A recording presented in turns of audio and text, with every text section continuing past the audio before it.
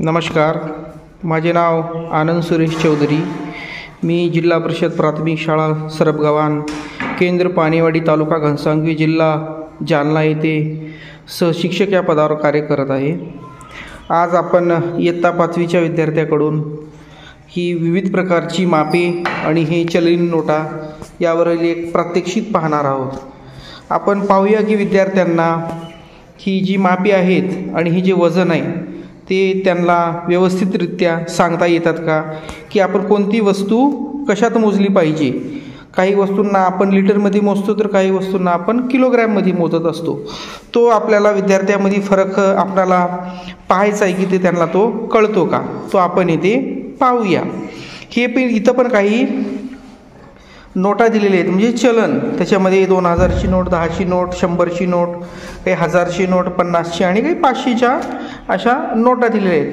ते आपण त्या विद्यार्थ्याकडून कशा खर्च करायच्या ते पण आपण पाहून घेऊया. चला तर मग. आज आपण आता पाहूया, हा इयत्ता 5वीचा विद्यार्थी आहे कार्तिक बहुले.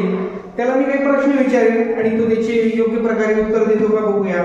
त्याला तो मापातील फरक समजतो का, त्याला ते पैसे कसे वापरायचे ते येतात का, आपण इथे पाहूया. तर एक मी तुला विचारतो कार्तिक, जर समज तुला आईला म्हणलं की घरी जा, घरून बाहेर जाऊन दुकानातून तुला दूध घेऊन ये म्हणलं. एक दुधाचा दर आहे 70 रुपयानं ते दूध भेटत असेल किलोमधनं लिटरनं. तू दूध कसं आणतील बरं ते दूध? लिटरमध्ये. कसं काय आणतील ते दूध तू? कारण दूध हे द्रव रूपात असतं, त्याचं माप हे कसं असतं, आपण लिटर मध्ये आणत असतो. तू वजन मध्ये जाऊन त्याला किलो मध्ये आणशील का दूध? नाही, कारण तू लिटर मध्ये आणशील. आणि त्यातील माप दाखव बरं तू कोणत्या देशामध्ये. Very good. हे कितीचं माप आहे? 1000 ml, म्हणजे 1 लिटर दूध तुला ह्या मापानं येऊन जाईल. बरं तुम्हाला इकडे दाखव एकदा. इथं काही पैसे दिलेले, त्या पैशाला तुम्ही दाखवून दे की 70 रुपये किती होतील बरं हे. हा, ही कितीची नोट घेतली तू? 50ची. 10च्या 2 नोटा, म्हणजे एकूण किती रुपये झाले? 70 रुपये. Very good. म्हणजे जेव्हा तू दुकानदाराला 70 रुपये देशील तेव्हा तुला दूध किती भेटेल? तुला 1 किलो. किती भेटेल तुला दूध? 1 लिटर दूध तुला तो दुकानदार देईल. Very good. एक दुसरी विद्यार्थिनी आहे जी प्रियंका सोलार, त्याकडून आपण एक वजनाचं प्रात्यक्षिक घेऊया आपण. प्रियंका, तुला आईनं म्हणली की जा बाळा, जाऊन दुकानात जाऊन एक तांदूळ घेऊन ये. तू तांदूळ लिटर मध्ये आणशील का किलो मध्ये आणशील का? किलो. कसा आणशील तू?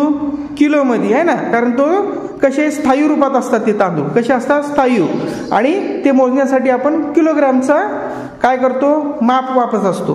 तर चल आता तुम्हाला दाखव की आईनं तुला म्हणलं की जा बेटा 2 किलो तांदूळ घेऊन ये. तर तू कोणतं माप दाखवशील बरं इथं? ते माप इथं कोणतं? हे माप येईल का? हे किलोचं कोणतं माप येणार आहे? Very good. हे किती किलोचं माप आहे? 1 किलो. मग किती किलो माप लागतील बरं तुला असे? 2 किलो. हा, 2 माप झाल्यानंतर तुझे 2 किलो तांदूळ होतील. आणि एक समज तुझा तांदळाचा भाव हा 75 रुपये किलो आहे. किती रुपये किलो आहे?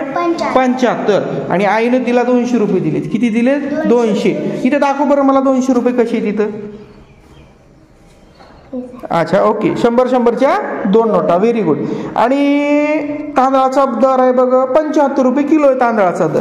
तर दुकानदाराला तू किती रुपये द्यायला पाहिजे? 150. पण तुझ्याकडे आहेत किती आता? 200 रुपये. मग काय करायचं बरं तू आता? 200 रुपये. मी दुकानदाराला तू 200 देशील. मग दुकानदाराकडून तू परत किती घेशील बरं? दुकानदाराकडून किती रुपये परत घेशील तू? 50. मग इथं दाखव बरं 50 रुपये. हा, व्हेरी गुड. हे 50 रुपये. पण इथं आणखी एक वेगळ्या नोट आहेत, त्यांना तू आणखी दुसरे 50 रुपये दाखवू शकते. ते कोणते आहेत बरं? Very good. 10च्या किती नोटा घ्याव्या लागतील तुला? 10च्या 5 नोटा. म्हणजे किती रुपये झाली तुझी आता? हे 50 रुपये. म्हणजे तो दुकानदाराला 200 रुपये दिले आणि दुकानदाराने तुला किती रुपये देणार परत? तो 50. म्हणजे एका तांदळाचे किती रुपये किलो झाले तो तांदूळ? हा, 75 रुपये किलो झाला. मग 2 किलोचे किती झाले तुझे?